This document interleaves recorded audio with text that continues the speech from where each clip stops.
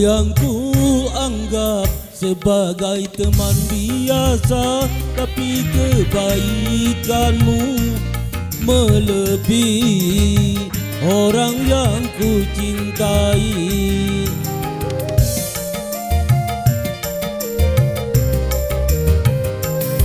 Mengapa engkau yang harus ku perhatikan diriku ini, sedangkan hanya teman biasa?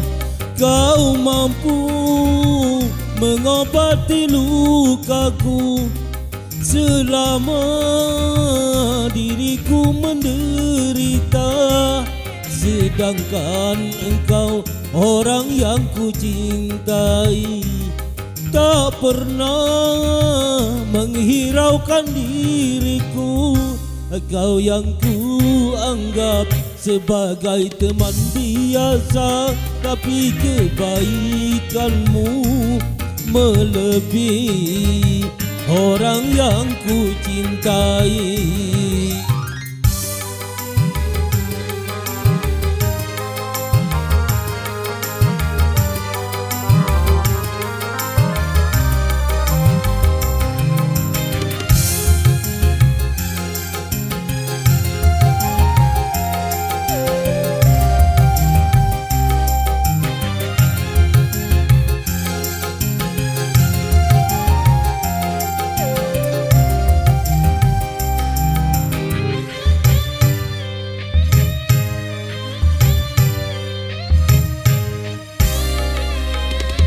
Haruskah aku terima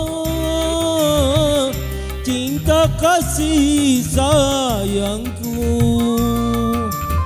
yang selama ini diriku rasakan di dalam hidupku?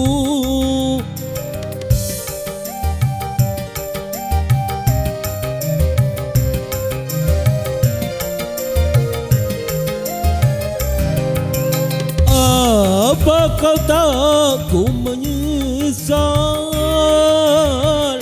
bila mencintaiku?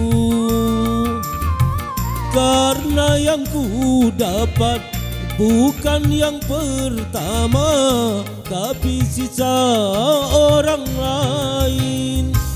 Kau yang ku anggap sebagai teman biasa, tapi kebaikanmu melebihi orang yang ku cintai.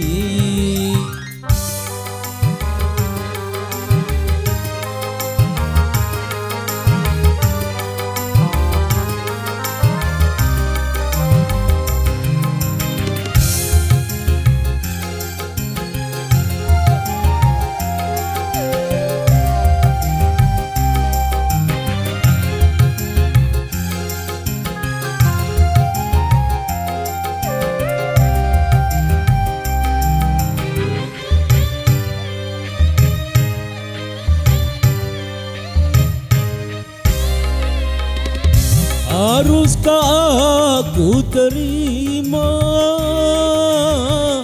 cinta kasih sayangku yang selama ini diriku rasakan di dalam hidupku?